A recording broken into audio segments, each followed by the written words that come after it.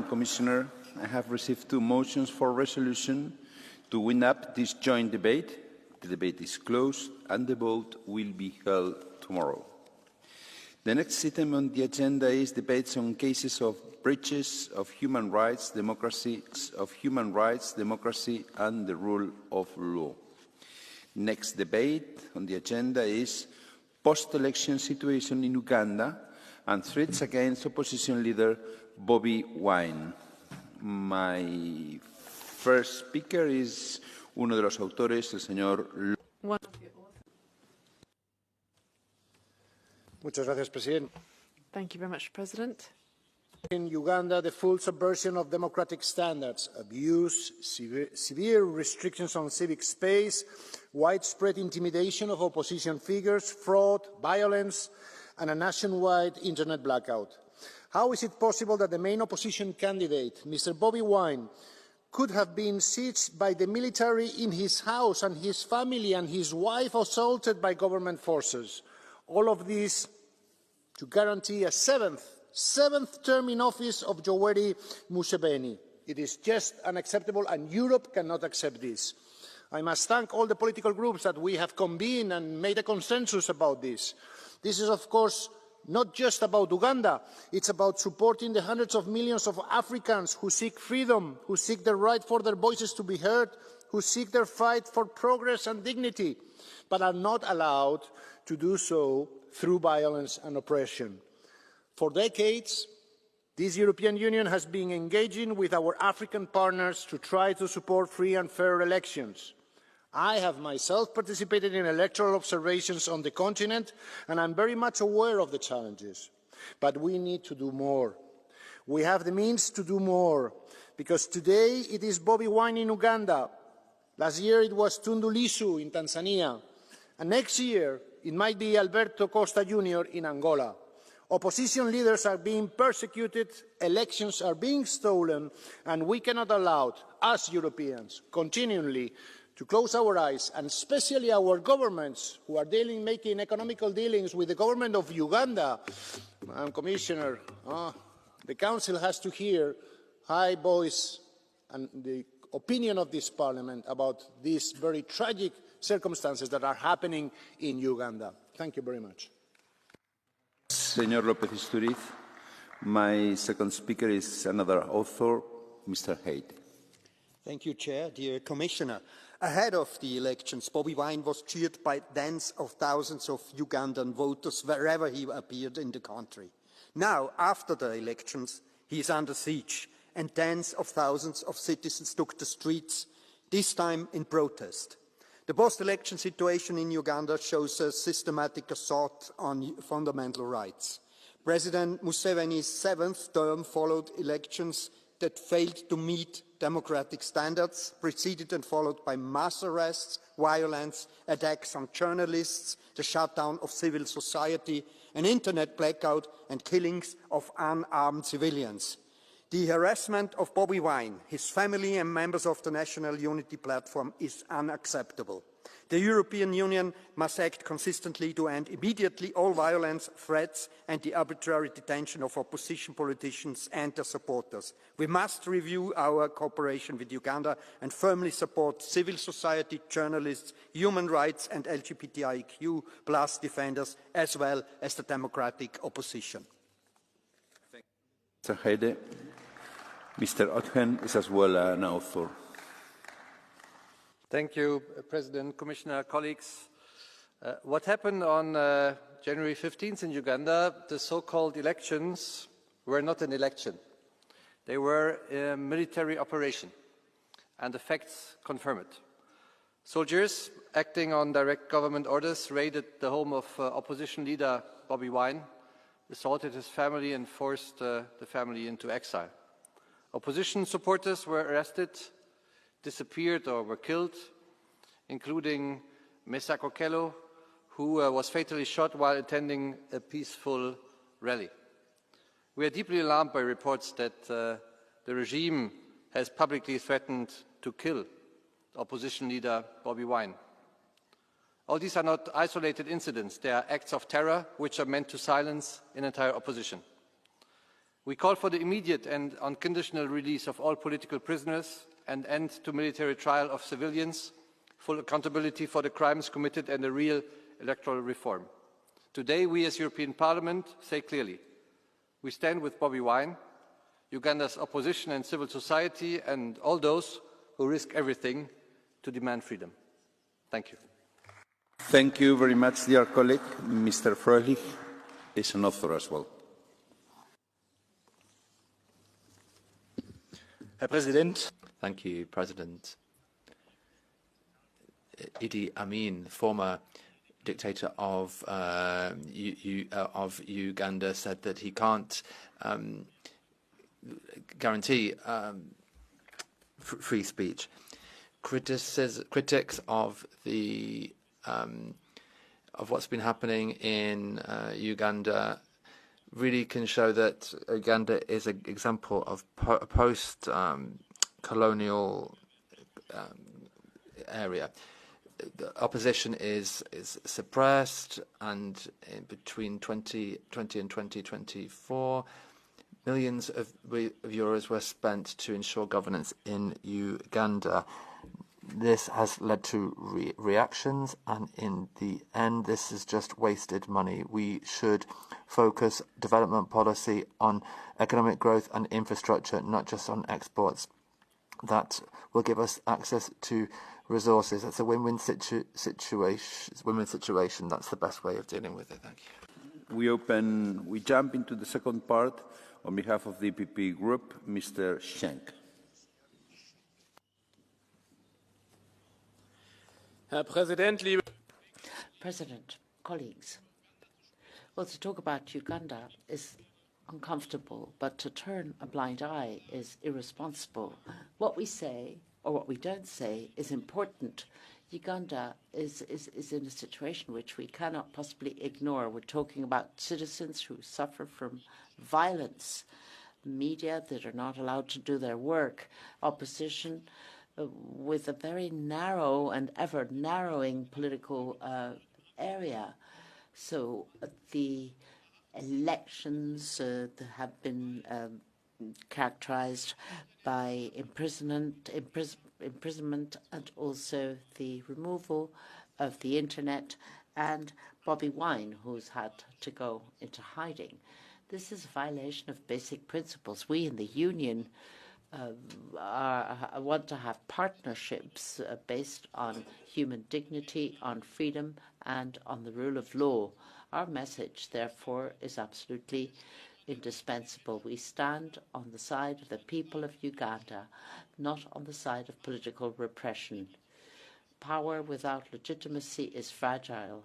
Stability with no freedom is fragile too. So we need to make sure that we protect human rights. Thank you. Mr. Bullman, you have the floor on behalf of the Socialists and Democrats group. Herr Präsident, Frau President, Commissioner, please allow me to read a social media post, to quote it.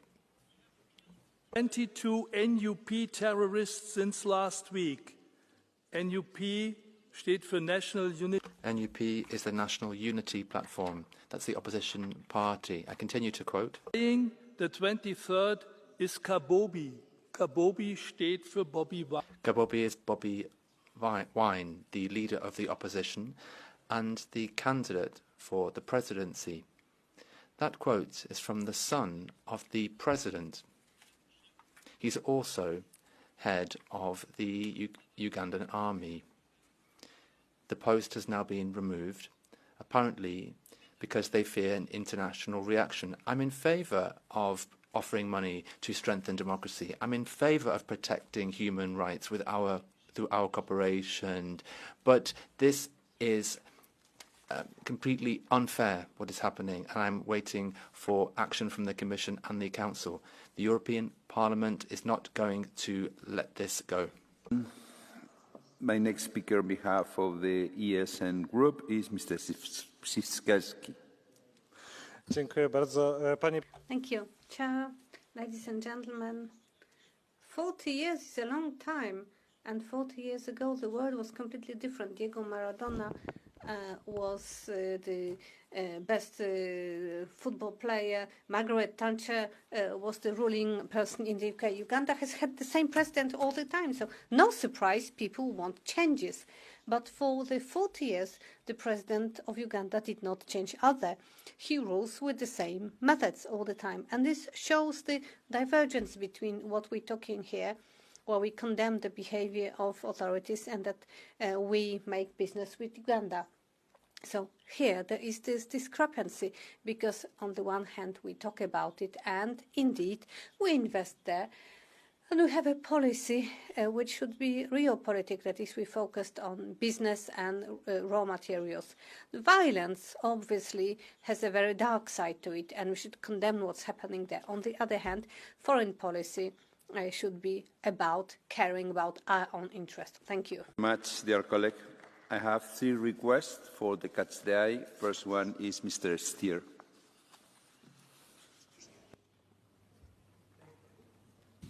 Thank you, Mr. Chairman. Well, the situation in Uganda is not only a problem for Bobi Wine. Of course, it is for him and his family. It's not only a problem for Uganda, for the country. We've seen that last year in Tanzania. We are fortunately seeing that in other parts of Africa. But this is also a failure for us. It's a failure of our development cooperation policy. Because I will remind that in the UN, SDGs, the 16th SDG is about good governance, and this is exactly what is lacking, for example, in Uganda. And then we are thinking, why is the case that for every euro that we are sending in our development cooperation, there are 10 times more euros that are evaporating in corruption in these countries. This is because there is no accountability, because the opposition is treated in that way, because we have presidents that are in the 7th mandate without any checks and balances. This is a failure also of our development cooperation policy. Thank you. Muchas gracias, señor Stier. Señor López Aguilar. Dear Chair, President González Pons, Commissioner, more than 10 years ago, my first mandate is this European Parliament. I was a member of a EU electoral observation mission to Uganda, a country long tormented by oppressive, brutal regimes. Museveni was elected. So many years after, Museveni is still in place, but democracy has been eroded, human rights continue to be violated. I had the opportunity to check the importance and the weight of EU diplomacy on the spot in Uganda. So it summed up with the embassies of the member states, and we're still powerless in order to make the right point to bring about fair, credible elections in Uganda. Insofar, there is something we can do. It's make the case for human rights violated of the leaders of the opposition, so that the European message is still heard in Kampala, in Uganda, and all over the place, that we do care about those leaders of the opposition which are so unfairly prosecuted against. So please, Commissioner, take the message. Action is needed in Uganda, Kampala. Thank you. Muchas gracias, señor López Aguilar. Mr. Tinkinen, seat 210. Mr. President, Uganda's president, who has been in power for more than 40 years, has placed the only credible opposition candidate under house arrest. 40 years in power, and challengers are put under house arrest. This is not democracy, it is criminal. Now listen to what the EU's official policy is at the same time regarding its support for Uganda. The EU cooperates with Uganda to promote the country's green transition, support sustainable and inclusive job creation and investment growth, and strengthen democratic governance that advances social inclusion and human rights. It seems the support policy has not been very successful. The EU must now decide whether we want to continue financing these regimes that laugh at our declarations with gold teeth flashing, or is it time to adopt a new mantra for development aid as well? Here we draw the line. Thank you. Thank you very much, dear colleague. Madam Commissioner, you have the floor.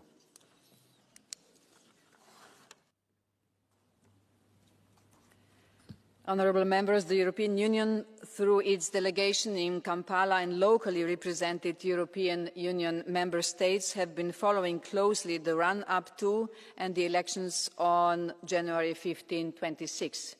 These engagements included meetings with all political parties, including with the National Unity Platform, as well as with electoral bodies and with government and the leadership of the Ugandan People's Defence Forces.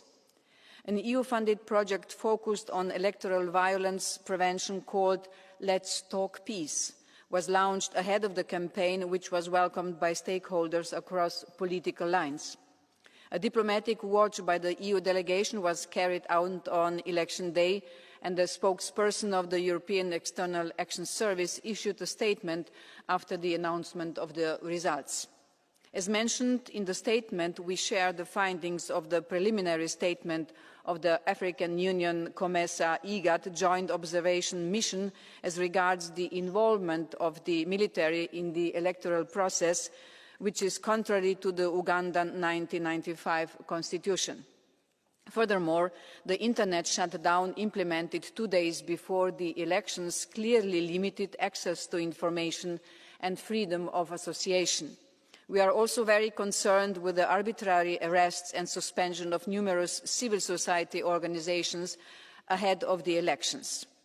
We call for investigations and accountability following the reports of death, violence and detentions of opposition politicians and human rights defenders, as well as for clarification of the current situation of Bobi Wine in particular. We call on all political actors to exercise restraint, to refrain from violence or incitement. The EU, despite the current challenges, will continue engagement with Uganda on a broad-based agenda based on shared interest and mutual respect, including on trade, critical raw materials. Our cooperation and humanitarian programmes promote a Team Europe approach, exploring opportunities for transformative projects, including under the Global Gateway. At the same time, the EU, through an open dialogue with Ugandan authorities, will continue to advocate for the respect of human rights and democratic principles and to follow up on anti-discrimination measures. The EU will continue to stand by civil society organisations and support them in line with their needs and our values and principles. Thank you very much, Madam Commissioner. The debate is now closed. I have received 5 motions for resolution. They will be held tomorrow. The vote will be held tomorrow. Sorry. Next debate on the agenda is